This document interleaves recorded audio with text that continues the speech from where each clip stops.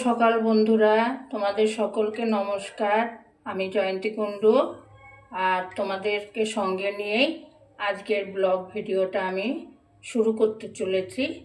সকালবেলায় উঠে সকলেই তোমরা জানো আমার চান পুজো হয়ে যায়। তো চান পুজো হয়ে যাওয়ার পরে আমার বাড়ির সামনে হাই ড্রেন হচ্ছে। আর হাই ড্রেন হলে পরে প্রথমে ছোট একটা ড্রেন ছিল, কিন্তু সেই ছোট ড্রেনটা দিয়ে জল ঠিক মতন পাস হতো না।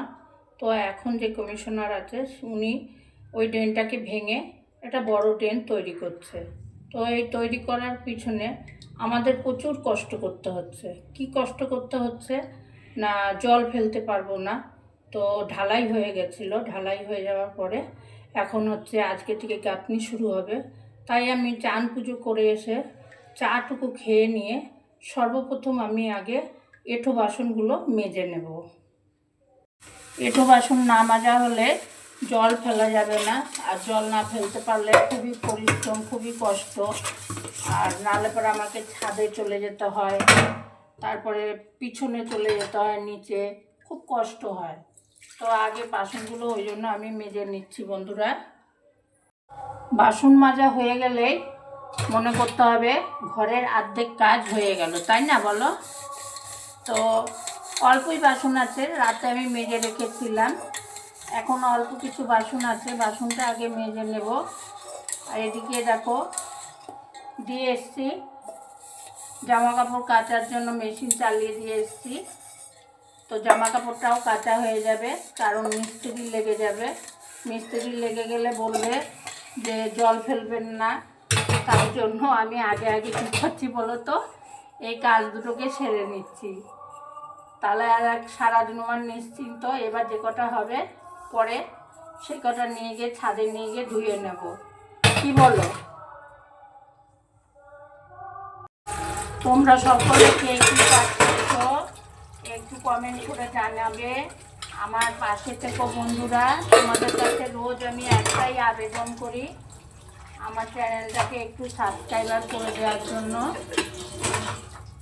নিশ্চয়ই তোমাদের ভেতরে কারুর না কারুর দয়া মায়া অবশ্যই থাকবে।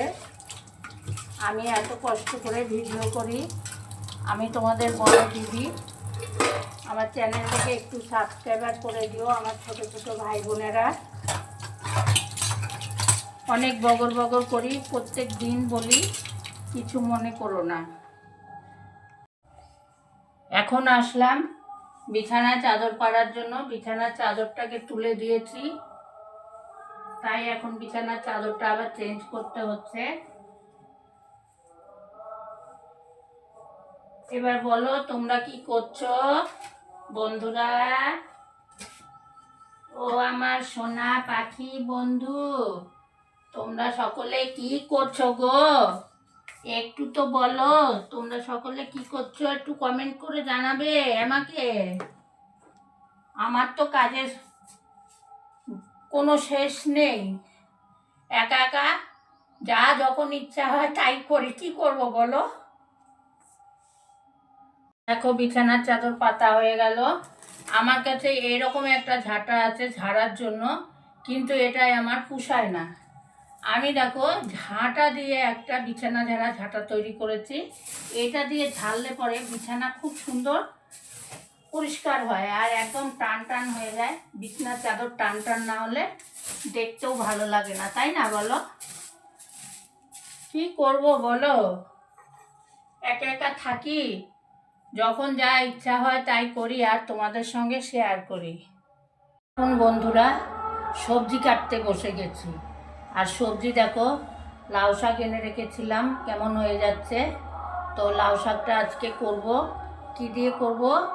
সিম দেবো, বেগুন দেবো, গাজর দেবো, আলু দেবো, লাল আলু দেবো, আর দেবো ডালের বড়ি দিয়ে এটা পালং শাকের রসা করব। আর বাঁধাকপি করব, আর ওবেলাকার জন্য চাউমিন হবে, তার জিনিসপত্রগুলো কেটে রাখবো, গাজর টাজর সব কিছু কেটে রেখে দেবো। তো এখন সবজিটা আগে কেটে নিই।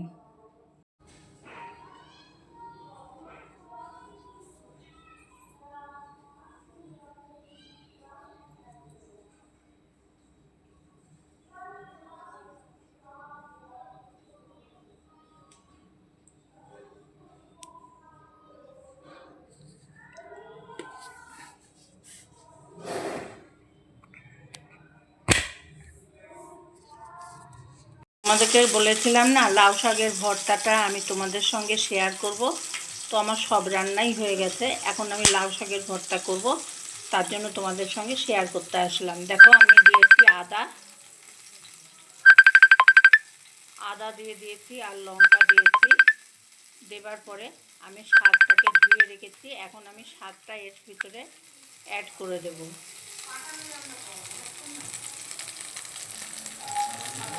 এতে বেশি কিছু দেওয়ার দরকার নেই বন্ধুরা।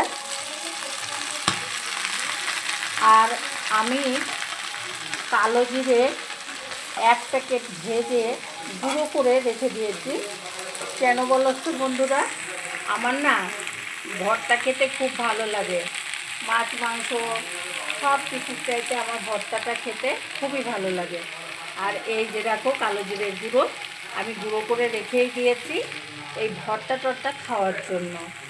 তো আমি এটা ভালো করে ভেজে নেব, লবণ দেবো, হলুদ দেবো, দিয়ে ভেজে নেব, নিয়ে এটা মিক্সচারে পেস্ট করব। পেস্ট করার পর কালো জিরের গুঁড়োটা দিয়ে দেবো। এর ভেতরে তোমরা চাইলে পেঁয়াজ রসুনও দিতে পারো, কিন্তু আমি এটা সম্পূর্ণ নিরামিষ তৈরি করছি। দেখো বন্ধুরা, আমি লাউ পাতা বেটে নিয়েছি, মিক্সচারে পেস্ট করে নিয়েছি, ভেজে নেবার পরে লবণ হলুদ দিয়ে আদা আর লঙ্কা দিয়ে ভেজে নিয়েছি, নিয়ে পেস্ট করেছি। এখন এই যে এটা হচ্ছে তোমার কালো জিরের গুঁড়ো, আমি কালো জিরে গুঁড়ো করেই রেখে দিই এই বাটা খাওয়ার জন্য। তো এটা এর সঙ্গে এখন মিশিয়ে দেব। বন্ধুরা, আমরা যে প্রতিদিন অর্ডিনারি শাড়িগুলো পরি, শাড়ির এই ইয়েটা দেখবে কুচকিয়ে যায়। তো আমি তোমাদেরকে ওটা দেখাবো আজকে, কিভাবে শাড়ি ভাঁজ করলে এটা কুচকাবে না। প্রথমত শাড়িটাকে ছোট ছোট করে এইভাবে কুচি দিয়ে দিয়ে পুরো শাড়িটাকে আমি একটা মাথা পুরো শাড়িটা নোকের সাহায্যে দেখো এরকমভাবে টান টান করে, এইভাবে টান টান করে পুরো শাড়িটা কুচি করে নেব। প্রথমে এটা কুচি করে নিই।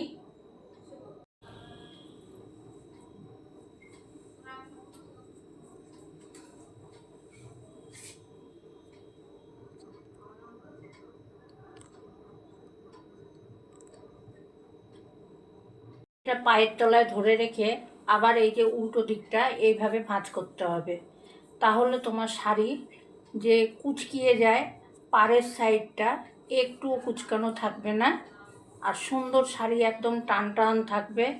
এইভাবে ভাঁজ করবে বন্ধুরা, তাহলে শাড়ি দেখতেও ভালো লাগে। এই সাইডটা পুরোটা করে নেবার পর ভাঁজটা করব। এই যে দেখো পুরো টান টান হয়ে গেছে একদম, কোথাও এক ফোঁটাও কুচকিয়ে থাকবে না, দেখতেও ভালো লাগবে। বন্ধুরা, আমার চ্যানেলটাকে সাবস্ক্রাইব করে আমার পাশে থেকো।